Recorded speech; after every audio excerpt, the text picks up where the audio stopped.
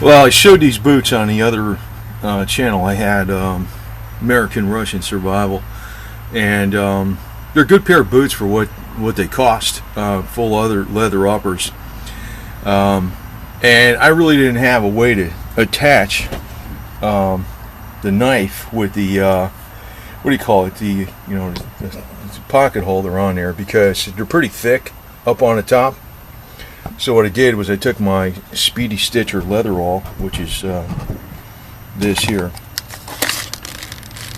and it's got the extra heavy duty thread on it, and I made something for it right there. So this can clip on there, no problem. Whoops, gotta get it on there right there, like that. It's very secure. It's not going anywhere. So I'll probably keep this knife on there. It's one of the reasons I have different knives, because if I just switch a pair of boots, the knife is already on the boot itself. This is a Tac-Force, which they're not much money. These are made in Chinese knives, made in China knife, USA design. It's TF8 842 stonewash green. Okay, that's what this one is. Now, this one, it is what it is, right? It's got a plastic resin handle, but it also has stainless steel inside of it, and the clip looks like it's, I don't know, probably attached pretty securely. It's one thing you got to watch with these clips. Sometimes they're not attached securely. If they are not attached securely, what you could do is, if you have some of that 3M part number 08115 panel adhesive, you can put them on there with that and glue the screws in there and really glue it in there.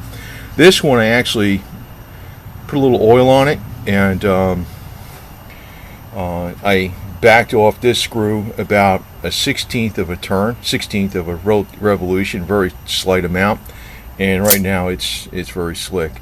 Now, I've been getting knives now with serrated edge, partial serrated edge, which I know law enforcement can get stupid with sometimes, but it's not for lethality reasons. It's for reasons of types of materials. Some types of materials cut very well with a smooth edge, regular edge, and some types of materials cut many times better with a serrated edge. It's particularly like plastics and leathers and things like that, and rubber, particularly the hard plastics. And this also, since you got like a little U shape in there, it's very good for stripping the insulation off of wires, because you just put the wire in there and you just kind of put it on an extreme angle, and it's got the U shape, which fits into the roundness of the wire, so it has a tendency to not grab in the inner copper core, and it just takes the insulation off. That's another reason I like it. But certain instances, this part of the blade doesn't cut very well at all, but the serrated edge will cut very well. It's not actually more lethal. I don't think it's any difference in lethality in the least, but some places frown upon that. Not where I'm living, but some places. But yeah, I did. I think it's a $10 knife. It's usually what they cost, but it's well worth the money. It's got the lanyard hole in it, and like I said, I'm getting a lot of these $10 knives because I got various types of shoes and military boots and stuff, and I have all of them ready with a knife on them, that if I switch to a different pair of boots, the knife is already on there. So this one is an insulated pair. These are, I forgot what these cost again, but they are, it was $20-something for this pair delivered, provided I spent enough money to get the discount. They were on sale. But even though these are made in China and this is made in China, it's still good stuff. And like I've been saying on the other video, there's going to be a time when Chinese products are going to get a lot more expensive when the exchange rate between the yuan and the dollar changes, because we can't go on like on this forever, where Chinese are just going to be exporting goods to the United States, and we have this huge trade imbalance. Remember what happened in Japan under the Reagan administration in 1985.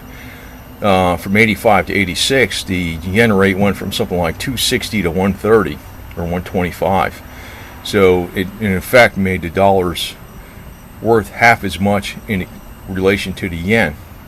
That's when they started moving production over to China and Korea and Vietnam and all that, Malaysia. But you know, it's eventually it's going to come full circle whereby the United States is not going to have the same kind of purchasing power, and we're going to see inflation in a real sense, because we are going to actually be making our own goods here, because imports are going to start getting a lot more expensive. So I'm buying things like this, even though they're made in China.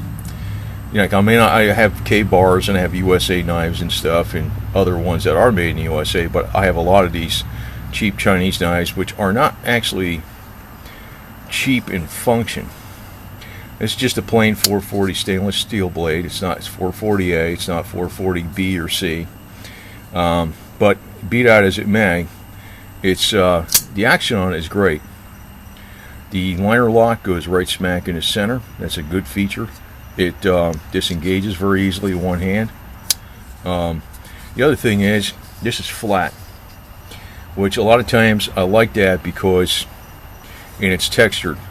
It's not slippery, and it's flat. So a lot of times when you take it out, if it's not rounded and smooth, your thumb won't go over this because it's flat and it opens up easily. This is slick as snot, and it's kind of like a bayonet style in a way, but it's quite obvious which side, you know, it's, well, I guess because you have the serrated edge, you can easily see at a glance which side is the cutting edge. Sometimes I don't like these kind of edges because if you pick up the knife, sometimes you're cutting it the wrong way if you're not careful which way you're looking.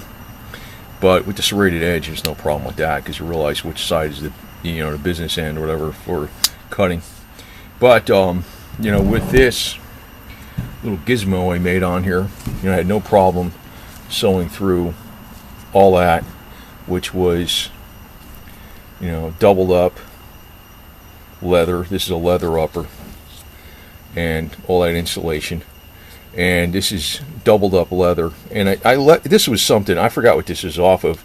I left this rivet here because what the hell, I mean, it's probably some extra support that I can use to keep it. It is very securely on there, so that is staying on my boot like that. And it's a nice looking knife. So it's made in China. It's a TF 842 green GN TF 842, and it's a stonewash, which is, I really don't give a damn about that too much, you know. I mean, it's stonewash is kind of a little bit of a marketing gimmick. You notice, like, the blade is, it almost looks like it's used. It's a stonewash finish. It's not just pure black. But in a way, that's good, because if you get little scratches on the blade, you won't notice it. Kind of looks like it's like buying Levi's that are used. I mean, I don't know. I mean, it doesn't affect the function in the least. It's kind of a little gimmick there, but I didn't care about that. I just thought about how well it works, and it's like I said, every single pair of boots, I have quite a few different pairs of military boots. Some are desert types, some are jungle types, some are full leather types. Also have these cold weather type of boots, and on my other pair of cold weather boots, I sewed the sheath of the boot knife to the it's a double-edged boot knife with a partial serrated edge, a small one, to that boot. So this one, I got this gizmo, just a little bit of leather, and anything that has a pocket clip can go on this boot. So that's a winner. And like I said, I'd advise you to get some of these damn things. I mean, these were from Blade Play.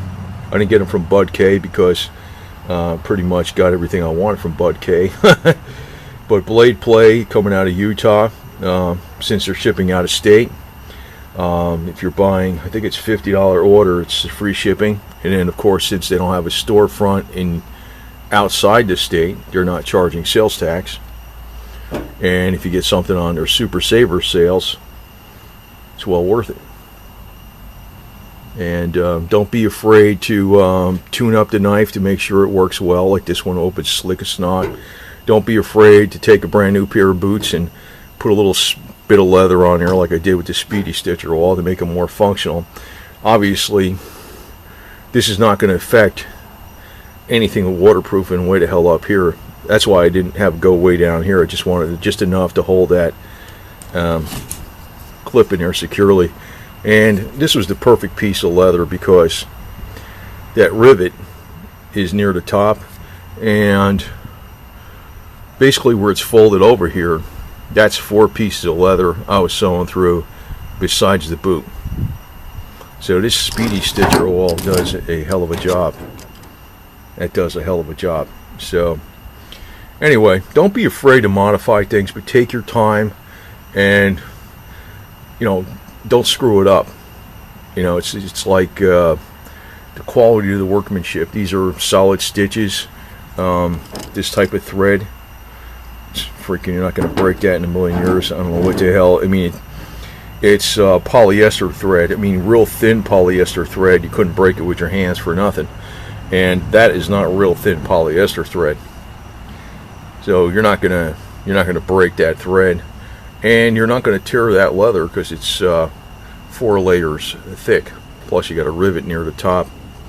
So, and this sits nice and flat. That's the other thing. It doesn't feel like nothing when you're wearing these boots. So I did put them on for a little bit and walk around a little bit. They're pretty damn good. They got, you know, not a real aggressive tread, but that's the better type of tread for snow and mud because it doesn't get clogged up. Believe me, the Vibram soles get clogged up. You want a Panama tread, or you want something that's not too aggressive for snow and mud. Believe it or not, that's usually Vibram soles are usually good for hard dirt, not mud, not snow.